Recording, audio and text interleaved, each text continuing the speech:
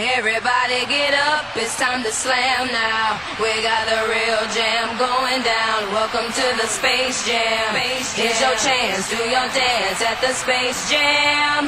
Alright.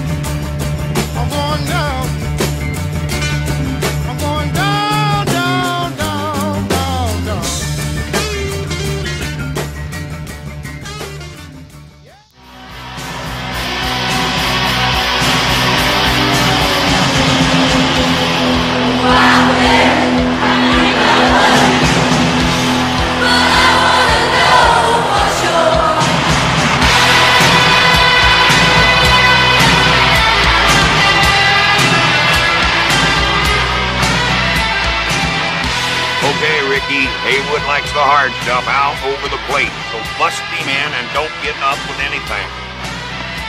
You listening to me, Rick? Yeah. Okay, you're my man. Go get him, kid. This guy's the out you've been waiting your whole life for.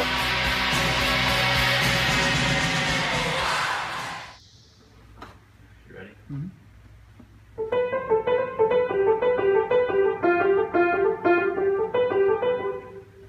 Well, hello there. I'm Jaron Holm, the captain of Team Platinum. Does your team struggle with conflict amongst team members? Well then, you're in luck.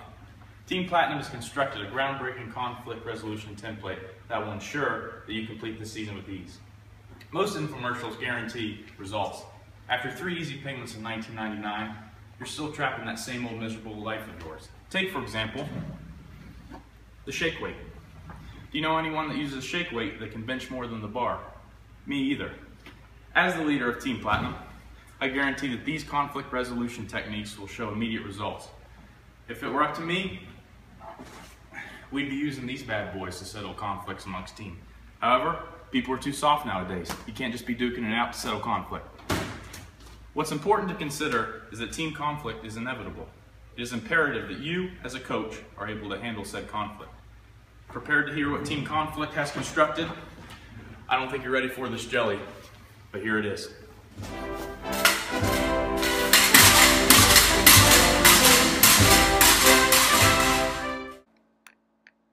There are 4 principles to keep in mind when resolving a conflict within your team. The first principle involves active listening. By showing that you are willing to listen to the issue, you may help reduce the problem. Ask questions and become invested in what the speaker has to say. Support the speaker, although you may not agree with what they are saying. Be sure to reiterate the message back to the speaker as you understand it. Focus on the main point of the problem rather than focus on the minor details. The second principle to keep in mind is nonverbal communication. A cold shoulder, rolling of the eyes, or a dirty glance can do a lot of damage. Although words are not being used, nonverbal communication can still be very destructive. It is believed that 70% of communication between people is nonverbal. It is important to be positive with your nonverbal communication to avoid creating any hostility between you and a team member. The third principle to consider is using I statements. By using I statements, the speaker takes part in the problem and prevents the other from putting up a defense. Take, for example, these 2 statements. You are not helping the team when you show up late to practice. I am not happy with your tardiness to practice. I expect better. The first statement puts all the blame on the individual, while the second statement has the coach join in the problem by using an I statement. This helps the team member to feel less obligated to become defensive in the given situation. The fourth principle to consider involves avoiding communication hurdles. For a coach, it is important to avoid these hurdles in order to maintain solid conflict management. There are several different types of conflict management that can get in the way of positive communications. These include advising, which includes a statement such as, given the situation, this is what I would do. Diagnosing includes statements such as, I'll tell you what is wrong with you.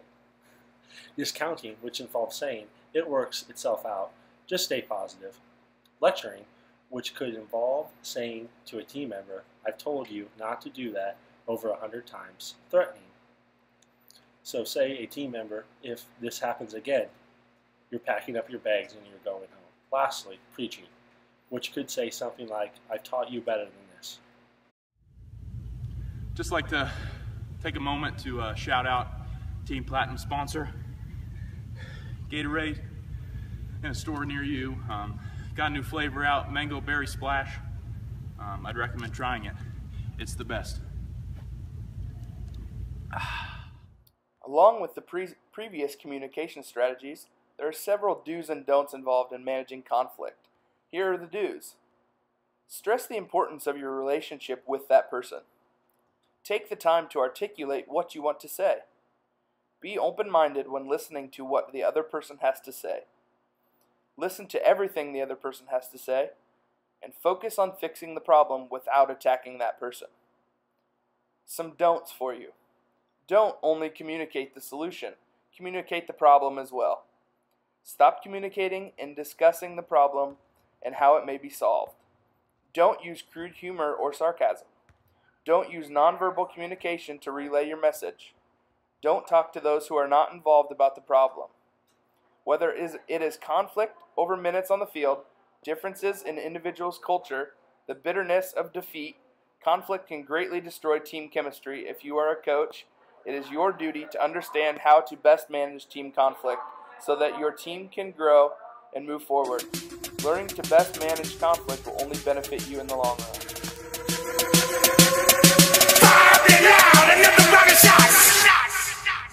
Turn down for what? Turn down for what?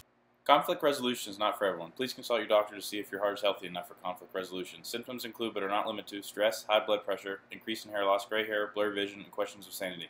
Please consult your athletic director if conflict lasts longer than 4 days.